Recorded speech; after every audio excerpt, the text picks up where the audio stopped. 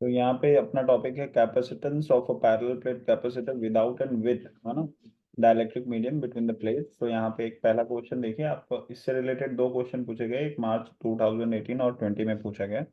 यहाँ बोल रहे हैं a parallel plate air condenser, ठीक है, मतलब यहाँ पे मीडियम दे दिया आपको air, has a capacity of 20 microfarad. उसके पास कैपेसिटी कितनी है? 20 माइक्रोफैराड की। What will be the new capacity, मतलब आपको अगेन कैपेसिटेंस फाइंड आउट करना है, जिसका फॉर्मूला आपको पता है।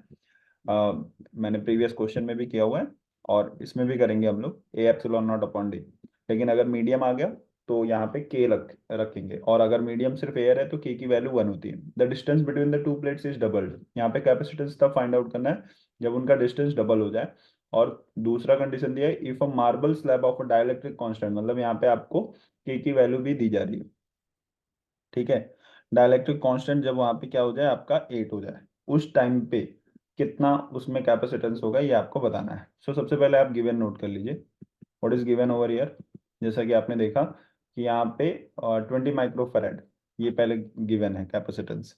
तो ये नोट कर लेते हैं, पहला मेरा कैपेसिटेंस इनिशियली 20 माइक्रोफैराड है।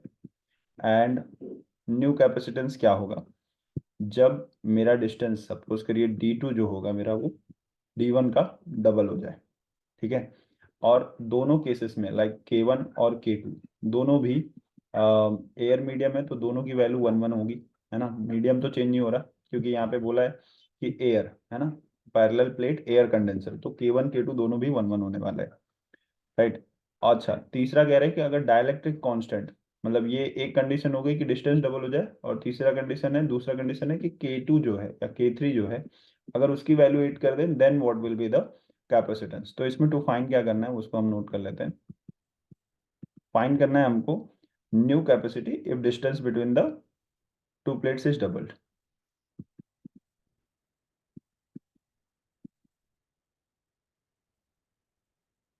इफ डिस्टेंस बिटवीन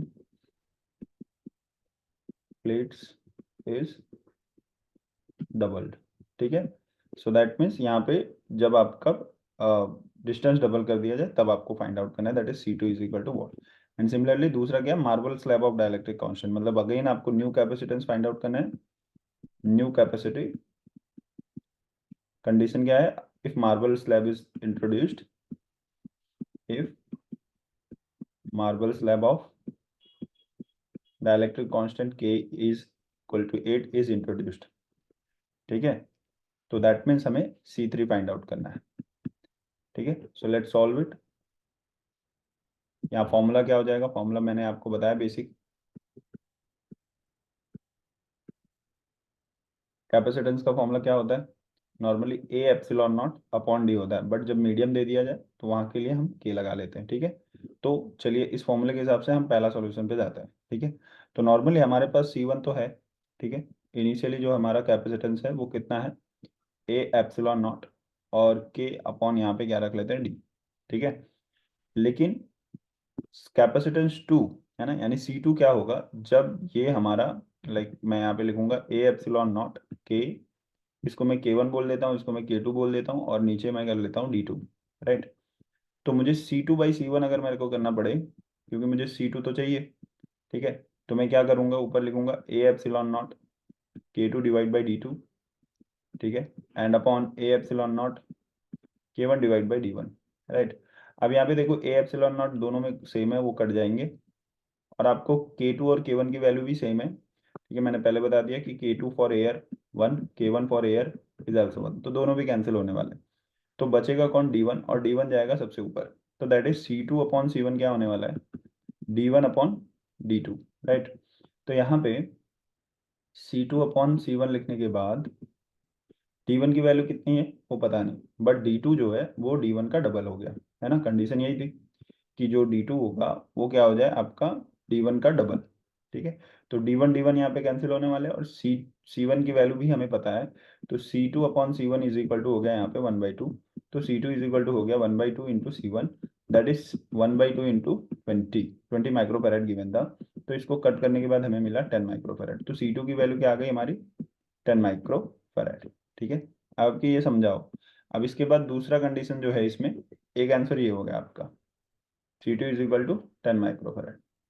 तो नेक्स्ट इसमें देख लेते हैं जो आपको बोला था कि आप कैपेसिटेंस निकालिए तब जब आपका एक मार्बल जिसका डाइलेक्ट्रिक कांस्टेंट 8 है, यानी कि हम कह सकते हैं K3 which is equal to 8, तो हमको C3 निकालना है। ठीक है, अगेन वो फॉर्मूला हो जाएगा हमारा A epsilon not K, K यहाँ पे K3 अपॉन डिस्टेंस तो हम वही अपना सेम रख सकते हैं D। ठीक है, फिलहाल तो हम यहाँ पे क्या कर देंगे कि K3 की जस्ट वैल्यू डाल देंगे 8A epsilon not upon D। ठीक है, सिंस डिस्टेंस यहाँ पे कांस्टेंट ही रखा गया है, सेम रखा गया है, तो हम उसको कुछ इसमें चेंजेस नहीं लाएंगे। तो बेसिकली अगर देखा जाए तो 8 और ये ब्रैकेट में अगर मैं लिख लूँ एप्सिलॉन नॉट और डी, तो ये एक्चुअली C1 का वैल्यू है। C1 इज इक्वल टू क्या था आपका A epsilon not K1 upon D1, है ना।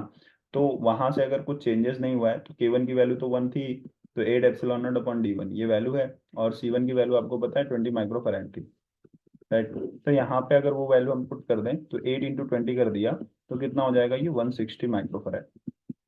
ठीक है, तो ये आ गया हमारा C3। जब हम डाइलेक्ट्रिक कांस्टेंट को ऐड किए तो हमारा कैपेसिटेंस भी बढ़ गया। आई होप कि ये क्वेश्चन भी आपको समझ में आया हो। इस तरीके से आप इसको रिवाइज कर लीजिएगा, ये 2018 का क्वेश्चन है। ठीक है, जस्ट फॉर्मूला बेस्ड क्वेश्चन है। हाँ, आइए नेक्स्ट क्वेश्चन देख लेते हैं।